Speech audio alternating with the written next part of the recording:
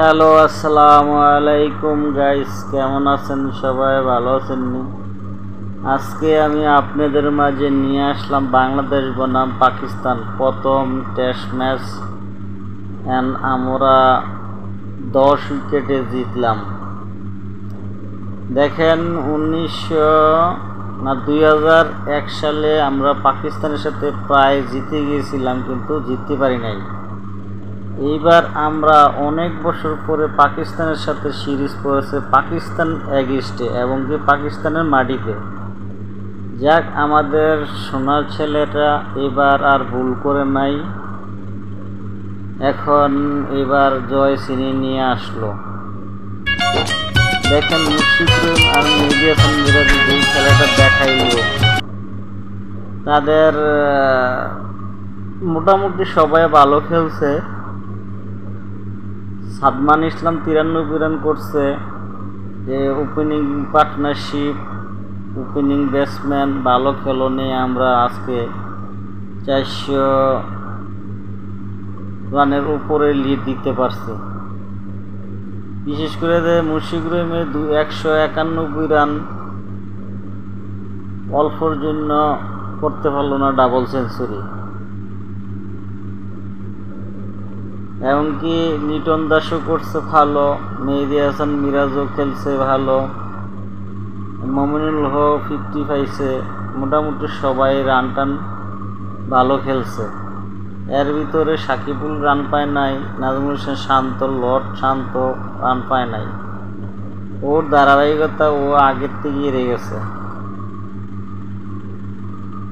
যাক, আমাদের বাংলাদেশের প্লেয়াররা ভালো খেলছে, খেলে জিতেছে 10 উইকেটে।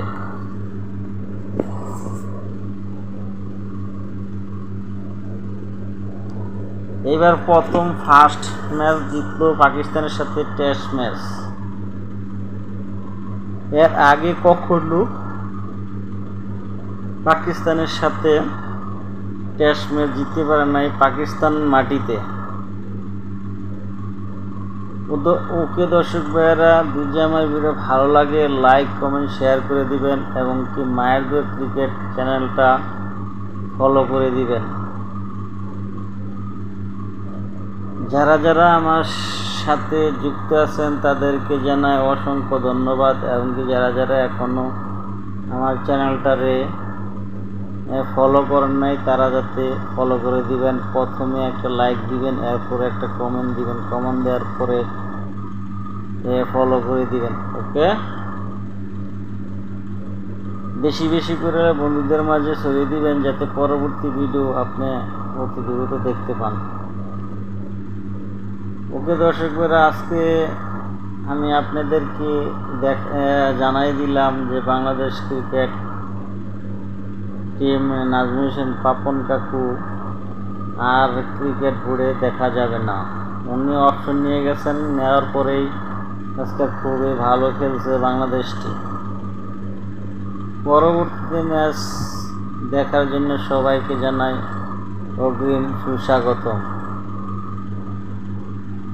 পরবর্তী ম্যাচে আমরা জিতবো ইনশাল্লাহ, এটা ভরসা রাখতে হবে, যেহেতু আমরা প্রথম ম্যাচ জিতেছি, এই সেকেন্ড ম্যাচ জিতার সম্ভাবনা আছে। এবার যদি প্রথম ম্যাচ জিতার পরে দ্বিতীয় ম্যাচ জিততে পারি তবে আমরা সৌভাগ্যবান এমনকি ইতিহাস হয়ে যাব। প্রথম ম্যাচে সাদমান ইসলাম 93 আর 7 রান লেগে পারল না সেঞ্চুরি করতে।